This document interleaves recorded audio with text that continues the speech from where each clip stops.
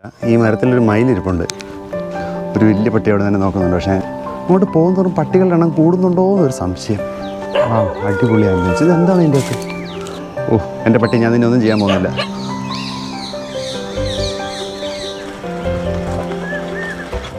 Hi guys, welcome back to new episode of trick a day by Tomy Jose. നമ്മളിപ്പോൾ എവിടെയാണ് ഉള്ളതെന്നുള്ളത് നിങ്ങൾ രാവിലെ തൊട്ട് കണ്ടിട്ടാ. ഇപ്പോൾ സമയം 6:10. നമ്മൾ വളരെ വിവാദമായ ഒരു സ്ഥലത്തേക്കാണ് പോകുന്നത്. അപ്പോൾ നമുക്ക് പോവാം. നമ്മുടെ ഫ്ലാറ്റിൽ നിന്ന് പുറത്തേക്ക് ഇറങ്ങി ഇനി ഇവിടെ ജസ്റ്റ് നടക്കാനുള്ള ദൂരമുള്ളൂ. ഞാൻ പറഞ്ഞ സംഭവപൂലമായ സ്ഥലത്തേക്ക്, വിവാദങ്ങൾ നിറഞ്ഞ സ്ഥലത്തേക്ക്.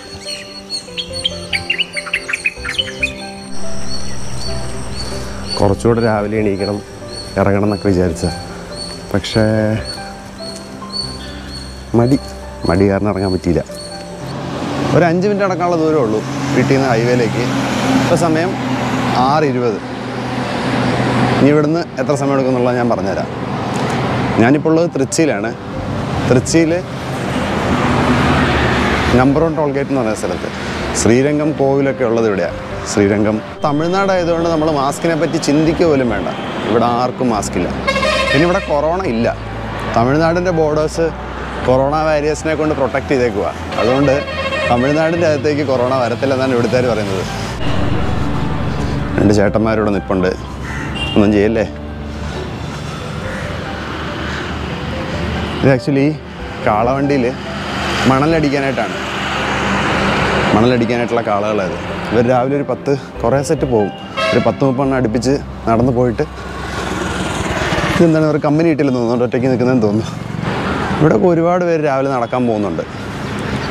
രാവിലെ നടക്കാൻ പോകുന്നതിനുള്ള ഉപകാരങ്ങൾ എന്ന് പറയുന്നതാണ് നമ്മുടെ ഇന്നത്തെ ട്രിക്ക്. ആക്ച്വലി രാവിലെ ഒരു ബ്രിസ്ക് വാക്ക് എടുക്കുന്നത് വളരെ നല്ലതാണെന്നാണ് യൂട്യൂബ് പറയുന്നത്. യൂട്യൂബിൽ ഒരുപാട് പേര് പറയുന്നുണ്ട്. ഞാൻ ഹെൽത്ത് ടിപ്സായിട്ട് നോക്കിയപ്പോഴൊക്കെ കണ്ടതാ. രാവിലെ ഒരു brisk walking can make your day perfect. ഒരു അരമണിക്കൂർ, അതും അരമണിക്കൂർ രാവിലെ എണീറ്റ് നല്ലോണം ഒന്ന് സ്പീഡിൽ നടന്നിട്ട് ജസ്റ്റ് ഒന്ന് വേർത്തിട്ട് വരികയാണെങ്കിൽ പിന്നെ ആ ദിവസം ഫുൾ ഉഷാറായിരിക്കും. നമ്മുടെ സ്കിന്ന് നല്ലോണം ഗ്ലോ ചെയ്യും. പിന്നെ ഡയബറ്റിക്സ് ആയിട്ടുള്ള ആൾക്കാരുടെ, ഡയബറ്റിക് അല്ലാത്ത ആൾക്കാർക്കും ബ്ലഡിലെ ഷുഗർ ലെവൽ കൺട്രോൾ ചെയ്യാൻ പറ്റും. കൊളസ്ട്രോൾ കൺട്രോൾ ചെയ്യാൻ പറ്റും. മാരകമായ അസുഖങ്ങൾ വരില്ല എന്നൊക്കെയാണ് പറയുന്നത്. ഏതായാലും ട്രൈ ചെയ്ത് നോക്കുക. ബോഡി വെയ്റ്റ് മെയിൻറ്റെയിൻ ചെയ്യാൻ പറ്റുമെന്നാണ് പറയുന്നത്.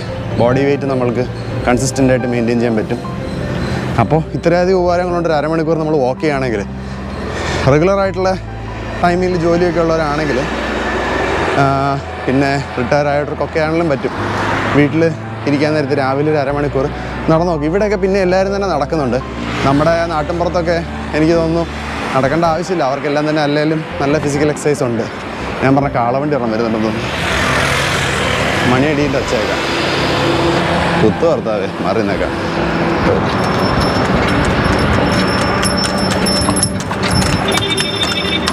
വണ്ടിക്കാരൻ ചേട്ടൻ എന്നെ നോക്കി ചിരിച്ചിട്ട് പോയി. ആക്ച്വലി മണലെടുക്കുന്നത് നിരോധിച്ചായിരുന്നു.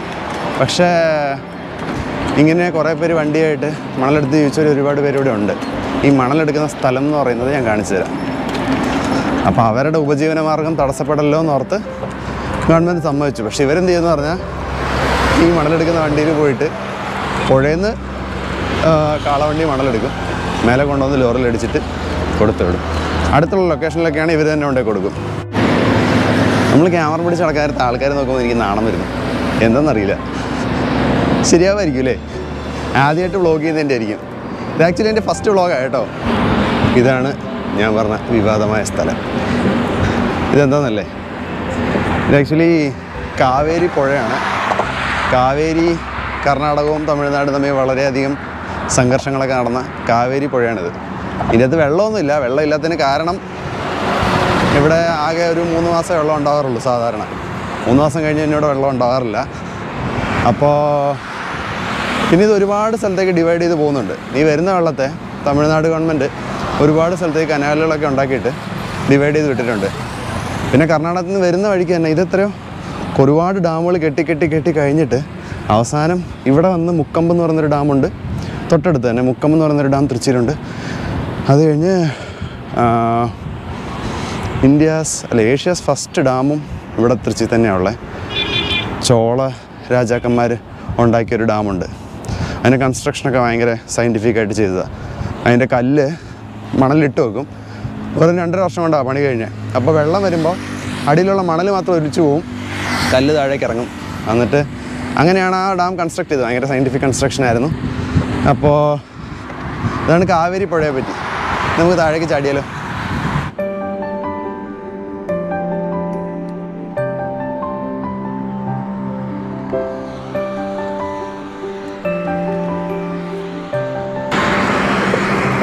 കാണാൻ പറ്റുന്നുണ്ടോയെന്ന് അറിയില്ല. അവിടെ 2-3 ചെറിയ ഇത് കാണാം. ഒന്നീ കാണുന്നത് ശ്രീരംഗം പെരിയ കോവിൽ. ശ്രീരംഗം പെരിയ കോവിലാണ് ഈ കാണുന്നത്. തൃച്ചി കോവിലുകൾക്ക് വളരെ പഴയ സിറ്റിയാണ്, ഭയങ്കര പഴയ സിറ്റിയാണ് തൃച്ചി. അമ്പലങ്ങൾക്കൊക്കെ ഭയങ്കര ഫേമസ് ആണ് തൃച്ചി. അപ്പോൾ നമുക്കിനി ബാക്കിയുള്ളത് പുഴയിൽ ഇറങ്ങി എന്താണെന്നുള്ളത് കാണിച്ചു തരാം. ഇവിടെ വെള്ളമൊന്നുമില്ല കേട്ടോ. വെള്ളം ആകെ അരുവി പോലെ കുറച്ച് അവിടെ ഇവിടെ കുറേശ്ശെ വെള്ളമുള്ളതേ ഉള്ളൂ. ബാക്കി മൊത്തം മണല. അപ്പോൾ കടലിൽ പോയൊരു ഫീൽ ഉണ്ടോ നോക്കാം. ഗൈസ്, ഞാൻ ചാടാൻ പോകണം. നമ്മൾ നേരത്തെ മേലെ നിന്ന് കണ്ട പാലം ഇതാ. കുറച്ച് സീനാണെന്ന് തോന്നുന്നു. ഇവിടെ മനുഷ്യന്മാരൊന്നുമില്ല, പക്ഷേ കുറേ പട്ടികളുണ്ട്. എല്ലായിടത്തും നിന്ന് കുറേ പട്ടികളെ കുരയ്ക്കുന്നുമുണ്ട്. പിന്നെ പട്ടിയുടെ സൈക്കോളജി കുറച്ച് എനിക്കറിയാവുന്നതുകൊണ്ട് അവരെ മൈൻഡ് ചെയ്തിരുന്നാൽ കുര നിർത്തും, നമ്മളൊന്നും ചെയ്യില്ല എന്നാണ്. സാധാരണ പട്ടികളൊക്കെ എങ്ങനെയാണ്. ഈ തമിഴ്നാട്ടിലെ പട്ടികൾ എങ്ങനെയാണെന്ന് എനിക്ക് അറിയാൻ പാടില്ല. കടി കിട്ടാണ്ട് രക്ഷപ്പെട്ടാൽ മതിയായിരുന്നു. ആദ്യമായിട്ട് വ്ളോഗ് ചെയ്യാൻ വന്നിട്ട് പട്ടിയുടെ കടിയും മേടിച്ചുകൊണ്ട് പോയാൽ നല്ല രസമായിരിക്കില്ലേ ദൈവമേ. പിന്നെ പണ്ട് ഞാൻ ഉപയോഗിച്ചൊരു ട്രിക്കുണ്ട്.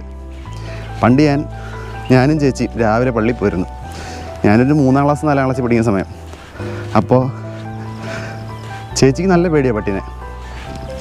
ഞങ്ങൾ രണ്ടും തന്നെ പോകാൻ നേരത്തെ രാവിലെ ഈ പട്ടികളുടെ ശല്യം ഭയങ്കര കൂടുതലാണ്. അപ്പോൾ ഈ പട്ടികൾ എന്നായെന്ന് പറഞ്ഞാൽ ഞങ്ങൾ ചെല്ലുന്ന വഴി 2 പട്ടി നിൽപ്പുണ്ട്.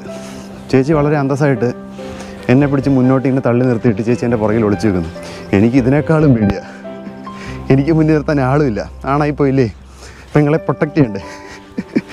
അപ്പം എന്നിലെ ധീരയോധ ഉണർന്നു.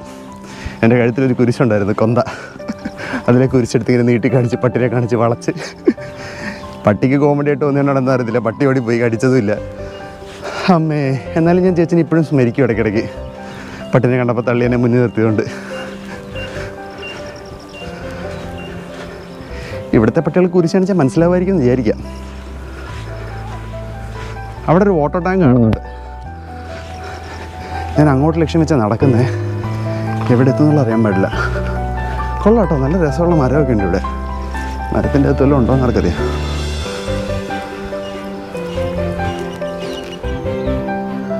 ഗൈസ്, നിങ്ങൾക്ക് ആ മയിലിനെ കാണാൻ പറ്റുന്നുണ്ടോയെന്ന് എനിക്കറിയത്തില്ല. ഈ മരത്തിലൊരു മയിലിരിപ്പുണ്ട്. ഇവിടെ അടുത്തേക്ക് പോയി നോക്കാം. അത് പറന്നു പോവുകയാണെങ്കിൽ നിങ്ങൾക്ക് നല്ലോണം കാണാൻ പറ്റുമായിരിക്കും. ഈ ഉണക്കമരത്തിൽ അമ്മേ കുഴി. മണൽക്കുഴിയായിരുന്നു, പേടിക്കണ്ട. മയിലെന്താ വെച്ചാൽ ഉണ്ടാക്കുന്നത്? നല്ല രസമുണ്ടോ? ഇവിടെ നല്ല ഭീകരമായ ആംബിയൻസ് ആയിരുന്നു. പട്ടിത്തീട്ടുണ്ടെന്ന് തോന്നുന്നു കുറച്ച് ആംബിയൻസിൻ്റെ കൂടെ. ഇവിടുത്തെ മരങ്ങളൊക്കെ എന്തെങ്കിലും ഉണങ്ങിയിരിക്കുന്നത്. ഈ ഉണക്കമരങ്ങളിലായിരിക്കും. കാരണം ഞാൻ കേട്ടിട്ടുണ്ട് നമ്മുടെ നാട്ടിൽ കവുങ്ങിലാണ്, കേട്ടിട്ടുണ്ടെന്നല്ല കണ്ടിട്ടുണ്ട്. നമ്മുടെ നാട്ടിൽ കവുങ്ങിലാണ് ഈ തത്തയൊക്കെ ഈ സമയമാകുമ്പോൾ, മാർച്ച് വെക്കേഷനൊക്കെ തുടങ്ങുന്ന സമയമാകുമ്പോൾ തത്ത വന്ന് ഇതിലാണ് മുട്ടയിടുന്നത്, ഈ കവുങ്ങിലൊക്കെ. ഒരു വലിയ പട്ടി അവിടെ തന്നെ നോക്കുന്നുണ്ട്. പക്ഷേ ഞാൻ മൈൻഡാക്കാണ്ട് അങ്ങോട്ട് പോവാണ്. ആ വലിയ പട്ടിനെ നിൽക്കുകയാണ്, ഞാൻ കാണിച്ചു തരാം.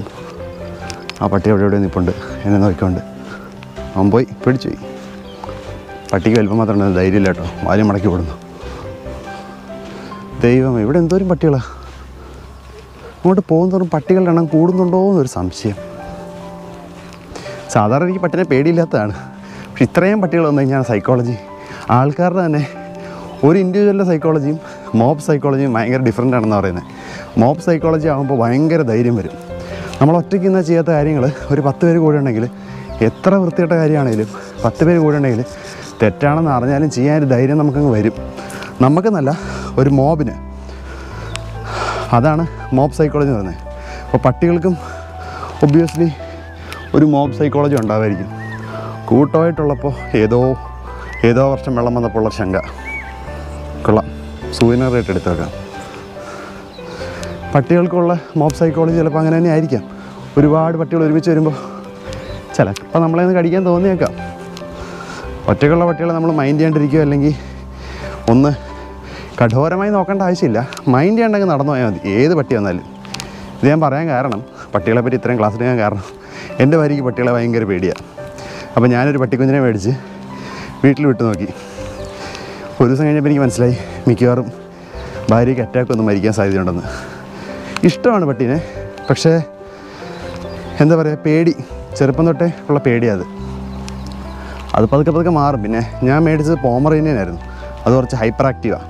അപ്പോൾ അതുകൊണ്ടും പിന്നെ ഞാനതിനെ ഒഴിവാക്കി. ആ പട്ടീനെ ഞാൻ എൻ്റെ ഫ്രണ്ടിന് കൊടുത്തു. എന്നാലും മോസ്റ്റ്ലി എനിക്കൊരു പട്ടിയുടെ നിന്ന് കടിയും കിട്ടിയിട്ടുണ്ട് ചെറുപ്പത്തിൽ.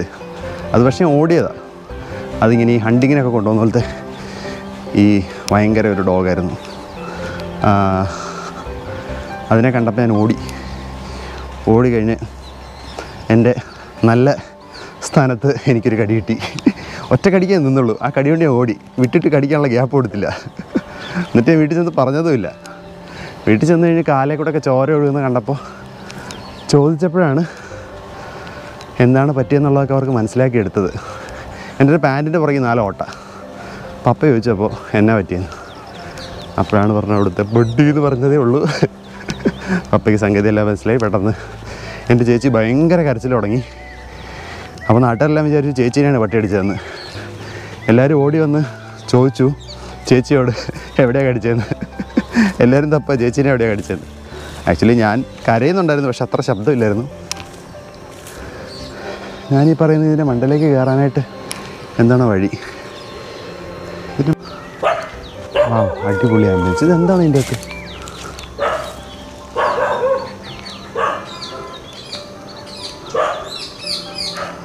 ഇവിടെ നിന്നാണ് അപ്പോൾ നമുക്ക് കാവേരി വാട്ടർ എന്ന് പറഞ്ഞ് വെള്ളം വരുന്നത്. ഞാൻ വിചാരിച്ചു കാവേരി വാട്ടർ എന്ന് പറയുമ്പോൾ ഇവരെങ്ങനെ ഈ കുടിക്കുന്നതെന്ന്. ആക്ച്വലി കാവേരി വാട്ടർ എന്ന് പറയുന്നത് കാവേരി റിവറിൻ്റെ സൈഡിൽ ബോറലടിച്ചിട്ട് കിട്ടുന്ന വെള്ളമാണ്.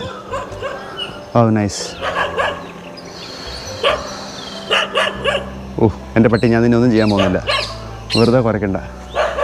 ഇവിടെ ഒരു നല്ല മരമൊക്കെ ഉണ്ട് കേട്ടോ. തമിഴ്നാട്ടിൽ വന്നിട്ട് ഇത്രയും വലിയ മരങ്ങൾ ഇങ്ങനെ ഈ ഉള്ളിലേക്കൊക്കെ കാണുന്നത് എവിടെയാണ്? മൂങ്ങ, 2 മൂങ്ങ. പക്ഷെ എൻ്റെ മോൻ, ഇത് വൈൽഡ് ലൈഫ് എക്സ്പ്ലോറിങ് ആണല്ലോ. ആ കമ്പയിൽ മൂങ്ങ ഇരിപ്പുണ്ടായിരുന്നു, അതും പറഞ്ഞത്. ഒരുപാട് മൂങ്ങ ഉണ്ടായിരുന്നു. ഒരുപാട് കിളികളുണ്ടല്ലോ. തത്ത കരയുന്നുണ്ട്,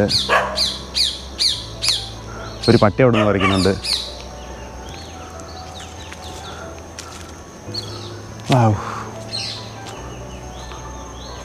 മൂങ്ങ ഒരുപാടുണ്ട് കേട്ടോ, കുറേ മൂങ്ങകളുണ്ട്, കുറേ തത്ത. നമ്മുടെ നാട്ടിലുള്ള ഉപ്പനും കരിയിലപ്പടയൊക്കെ ഉണ്ട്. ഇനി അങ്ങോട്ടധികം പോകണ്ട, എനിക്ക് കുറച്ച് വൈൽഡ് ആംബിയൻസ് ഫീൽ ചെയ്യുന്നു. ഇവിടെ പിന്നെ പട്ടികളെ പിടിച്ചാൽ മതി. ഉള്ളിൽ ചെല്ലുമ്പോഴല്ലോ എക്സ്പെക്റ്റ് ചെയ്ത സമയത്ത് എന്തെങ്കിലുമൊക്കെ വന്നു കഴിഞ്ഞാൽ, കാര്യം എനിക്ക് ഭയങ്കര ധൈര്യമൊക്കെ ഉണ്ടെങ്കിലും എക്സ്പെക്റ്റ് ചെയ്യാത്ത സമയത്ത് എന്തെങ്കിലും വന്നു കഴിഞ്ഞാൽ ആരായാലും ഞെട്ടുമല്ലോ. അതുകൊണ്ട് വെറുതെ ഞെട്ടാൻ നിൽക്കണ്ട, പോയേക്കാം. ഇപ്പോൾ സമയം 7 മണി. നമ്മൾ കാവേരി പുഴയൊന്ന് എക്സ്പ്ലോർ ചെയ്തിട്ട് കറങ്ങി തിരിച്ച് റോട്ടിലേക്ക് പോകാനുള്ള വഴി എത്തിയെന്നല്ല, ഇത് ഞാൻ വന്ന വഴിയല്ല, ഇത് വേറെ വഴിയാണ്. പുഴയുടെ സൈഡിൽ കൂടെ ഞാൻ പറഞ്ഞില്ല പമ്പ് ഹൗസ് ഞാൻ കാണിച്ചത്. ആ പമ്പ് ഹൗസിൻ്റെ അവിടെ നിന്ന് പുറത്തേക്കുള്ള വഴി ഇറങ്ങി അവിടെ നിന്ന് നമുക്ക് ഹൈവേയിലേക്ക് കയറാം. അപ്പോൾ ഇതുപോലൊരു അരമണിക്കൂർ എക്സ്പ്ലോറിങ് കൊള്ളാം, നല്ല പരിപാടിയാണ്. ഓക്കെ, ബാക്കി അപ്പോൾ നമുക്ക് ഇവിടെ കുറേ മരങ്ങളൊക്കെ ഉണ്ട് കേട്ടോ, നല്ല രസമുണ്ട്. ഞാൻ ആക്ച്വലി തിരുച്ചി ഒരു ഡ്രൈ പ്ലേസ് ആണെന്നാണ് എൻ്റെ കൺസെപ്റ്റിലുള്ളത്. ഇങ്ങനെ വലിയ മരങ്ങളൊന്നും ഞാനിവിടെ കണ്ടിട്ടില്ല അധികം. ചിലപ്പോൾ ഈ വാട്ടർ ഇതിൻ്റെ ആയിരിക്കും, പമ്പ് ഹൗസ് ഉള്ളതുകൊണ്ടായിരിക്കും അവിടുത്തെ മരങ്ങളൊക്കെ ഭയങ്കര വളർച്ച, ഭയങ്കര വലിയ മരങ്ങൾ. അതുപോലെ തന്നെ അവിടെ കുറേ കിളികൾ, മൂങ്ങ, പിന്നെ മയിൽ, ഉപ്പൻ, തത്ത, ഒരുപാട് കുറേ ഉണ്ട്.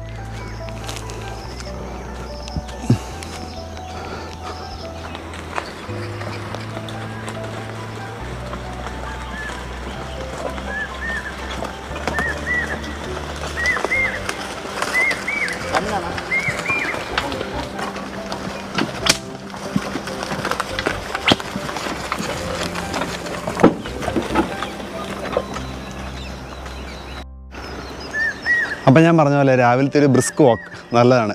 നമ്മളുടെ അടുക്കളയിലേക്കൊക്കെ ഒന്ന് പോവുകയാണെങ്കിൽ വളരെ നല്ലതായിരിക്കും. അപ്പോൾ ഇന്നത്തെ ഈ വീഡിയോ ഇവിടെ അവസാനിക്കുകയാണ്. വീഡിയോ ഇഷ്ടപ്പെട്ടെങ്കിൽ ലൈക്ക് ചെയ്യുക, ഷെയർ ചെയ്യുക, സബ്സ്ക്രൈബ് ചെയ്യുക. നിങ്ങളുടെ വിലയേറിയ നിർദ്ദേശങ്ങൾ എന്നെ കമൻറ്റിൽ അറിയിക്കുക. അപ്പോൾ it's me Tom and Jose signing off. Bye. അതേണ്ട വരുന്നത് വേറൊരു പട്ടി. ഈ പട്ടികൾക്കൊന്നും വേറെ പണിയില്ലേ മനുഷ്യനെ പഠിപ്പിക്കാനായിട്ട്.